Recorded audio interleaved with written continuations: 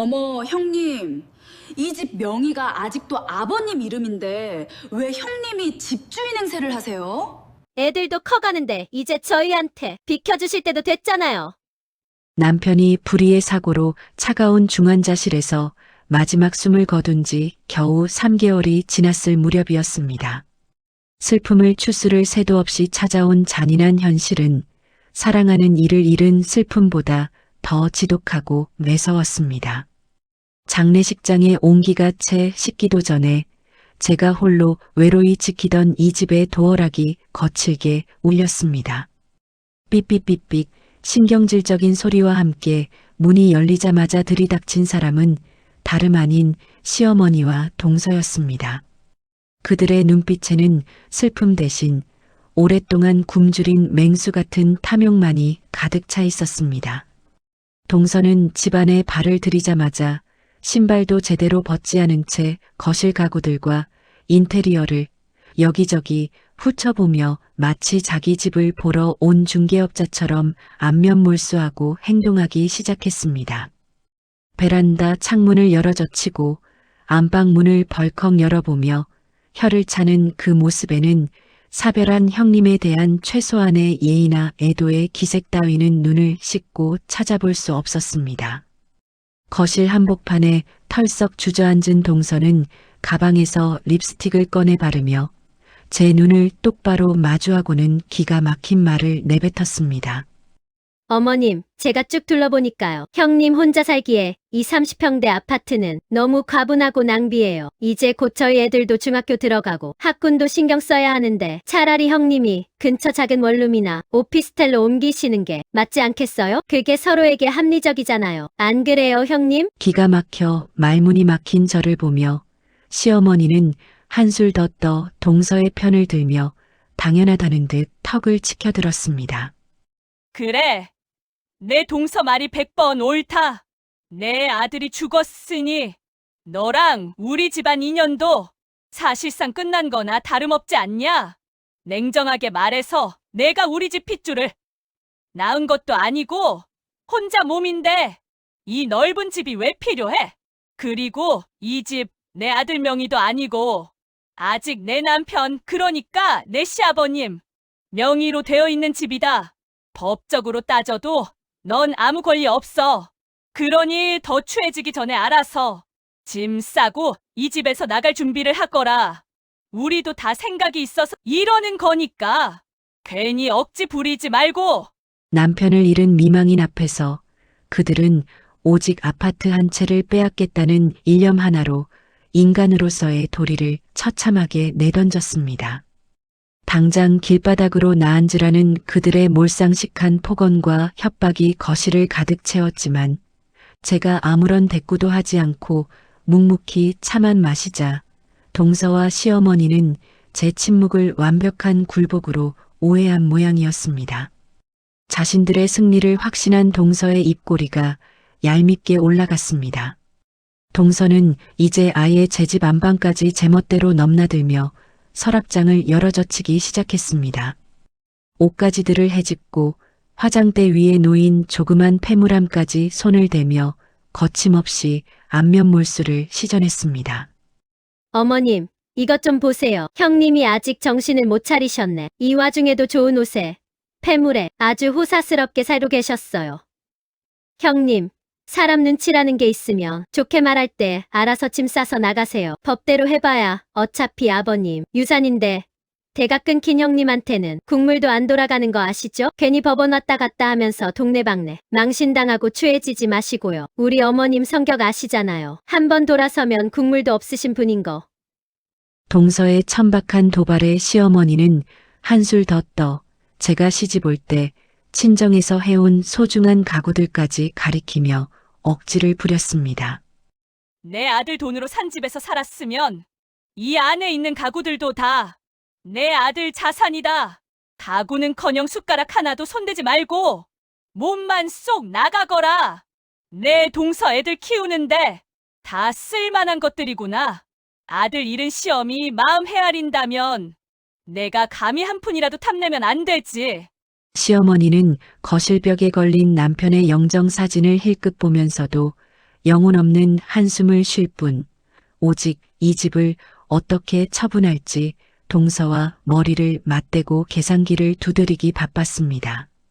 급기야 동서는 안방 구석에 있던 제 여행용 짐가방을 거칠게 끌고 나와 거실 바닥으로 내던졌습니다. 쿵! 둔탁한 소리와 함께 가방이 팽개쳐지는 순간 제 인내심의 한계도 그 끝을 향해 가고 있었습니다. 남편이 갑작스러운 사고로 응급실에 실려가기 전 마치 자신의 운명을 예감이라도 한 듯 제 손을 꼭 잡고 했던 마지막 말들이 머릿속을 스쳐 지나갔습니다. 당신이 내 가족이라는 이유로 시댁 식구들에게 상처받고 억울해하는 일, 앞으로는 절대로 없을 거야. 내 피부치들이 얼마나 탐욕스러운지 내가 가장 잘 아니까 내가 당신을 지킬 완벽한 바리케이드를 쳐두었어. 무슨 일이 생기든 내 변호사를 믿고 기다려, 알겠지? 겉으로는 무척 인자한 척하면서도 뒤로는 끊임없이 대기업 다니는 큰아들의 돈을 요구하던 시어머니와 형제라는 이름으로 남편의 고열을 빨아먹으며 사업 자금이니 아파트 중도금이니 핑계를 대던 시동생 부부의 실체를 누구보다 잘 알고 있었던 것입니다. 동서는 이제 제 가방을 발로 툭툭 차며 완전히 승리자의 미소를 지었습니다. 형님, 왜 대답이 없으세요? 기가 막히세요? 억울해도 어쩌겠어요. 이게 현실인데 자식도 없는 며느리가 남편 죽었다고 이 큰 아파트를 홀라당 먹으려고 했다면 그게 오히려 도둑놈 신보죠. 어머님, 더 말 섞을 필요도 없겠어요. 얼른 부동산에 연락해서 비밀번호부터 바꿀까요?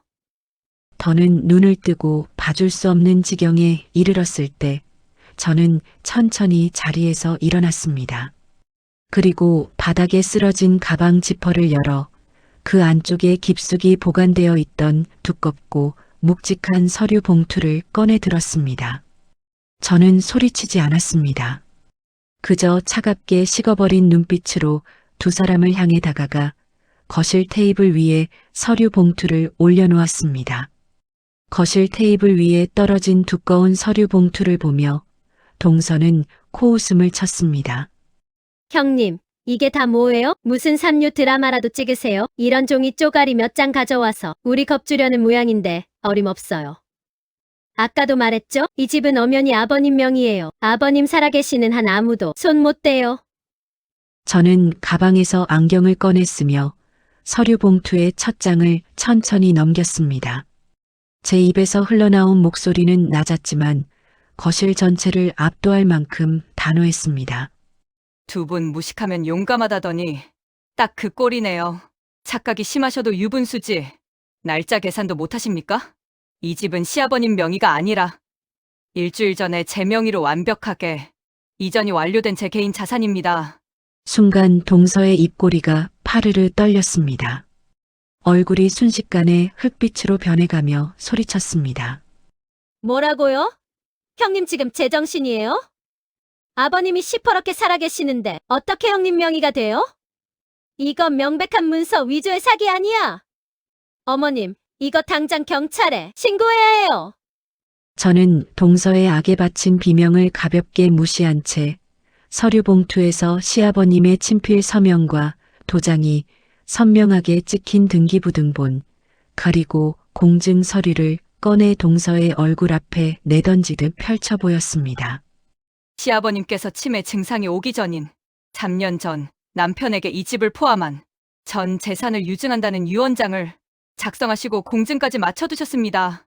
너희가 아버님 요양원에 모셔두고 돈 아깝다며 코빼기도 안 비칠 때 그 엄청난 병원비 밑간병비 전부 제 남편과 제가 대출까지 받아가며 감당했습니다.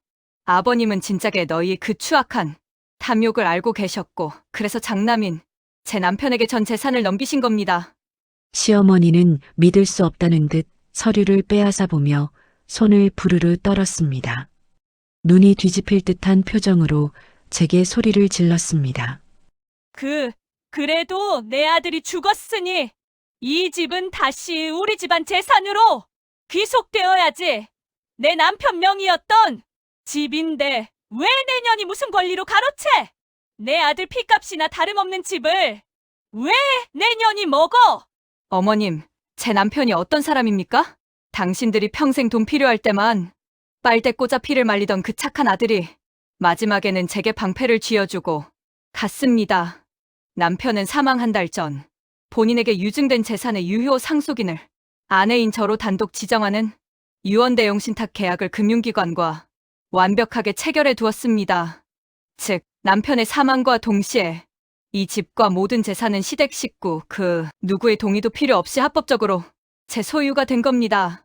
법적으로 유류분 반환 청구 소송조차 낼 수 없도록 틈 하나 없이 짜인 완벽한 신탁 서류입니다.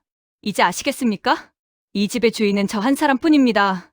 동서는 핏기가 싹 가신 얼굴로 시어머니의 옷자락을 붙잡고 부들부들 떨었습니다. 어머님, 이거 진짜인가 봐요. 법인 인감의 공증마크까지 다 찍혀 있어요. 우리 이제 어떡해요? 아파트 들어올 생각만 하고 지금 집도 내놨는데 우리 쫓겨나게 생겼어요. 하지만 제 반격은 여기서 끝이 아니었습니다. 서류 봉투 깊숙한 곳에서 또 다른 시커먼 서류 뭉치를 꺼내 테이블 위에 내동댕이 쳤습니다. 어머님, 그리고 동서. 남편이 살아있을 때 어머님 가짜 병원비 핑계, 동선의 아파트 중도금 핑계로 협박하고 갈취해 간 돈만 지난 5년간 무려 4억 8천만 원입니다.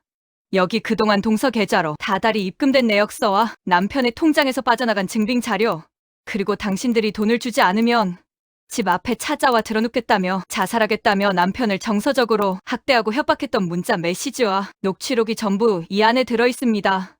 동서는 완전히 넋이 나간 채 뒤로 자빠질 듯 주춤거렸습니다.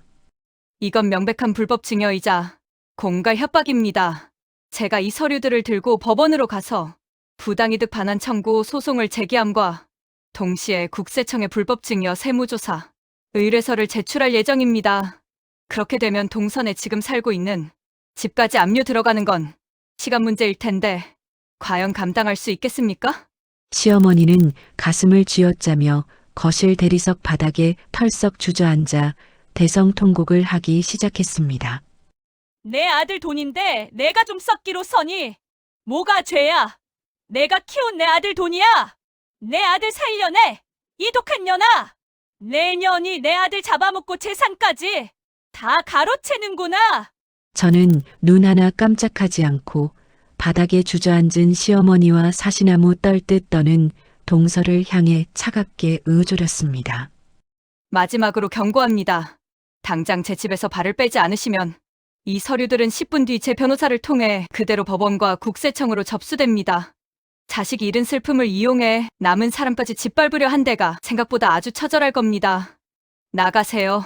추하게 더 버티지 말고 내 집에서 당장 꺼지란 말입니다. 지독한 탐욕으로 무장했던 동서와 시어머니는 이제 자신들이 던져놓았던 제 짐가방 사이로 비참하게 엎어지며 도망치듯 집을 빠져나갔습니다. 쾅 하고 거칠게 닫히는 현관문 소리와 함께 그들의 추악한 난동도 완벽하게 끝이 났습니다. 주인공의 시아버지와 남편은 이런 일이 일어날 것을 미리 알았던 것일까요? 주인공에게 도움이 될 마지막 울타리를 이토록 눈물겹게 준비해 둔 것을 보면 어쩌면 그들은 핏줄이라는 가면 뒤에 숨은 인간들의 잔인한 탐욕을 진작에 꿰뚫어보고 있었던 것 같습니다. 살다 보면 피를 나눴다는 이유로 혹은 가족이라는 이름으로 내 모든 것을 당연하게 빼앗으려 드는 도둑놈들이 참 많습니다. 그럴 때마다 소가리하며 피눈물 흘려봐야 돌아오는 건 만신창이가 된 내 몸과 마음뿐입니다. 결국 이 험한 세상에서 나를 지키는 진짜 힘은 악을 쓰고 싸우는 유치함이 아니라 상대의 목덜미를 단숨에 낚아챌 묵직한 준비와 단호함에 있습니다. 인과응보라 했습니다. 뿌린 대로 거두는 법입니다. 남의 가슴에 피눈물 흘리게 한 자들은 결국 자신들이 저지른 악행의 무게만큼 고스란히 제 발등을 찍으며 비참한 말로를 맞이하게 될 뿐입니다. 오늘 이야기가 속 시원하셨다면 구독과 좋아요로 많은 응원 부탁드립니다. 끝까지 시청해 주셔서 진심으로 감사드립니다. 저는 묘한 스토리였습니다.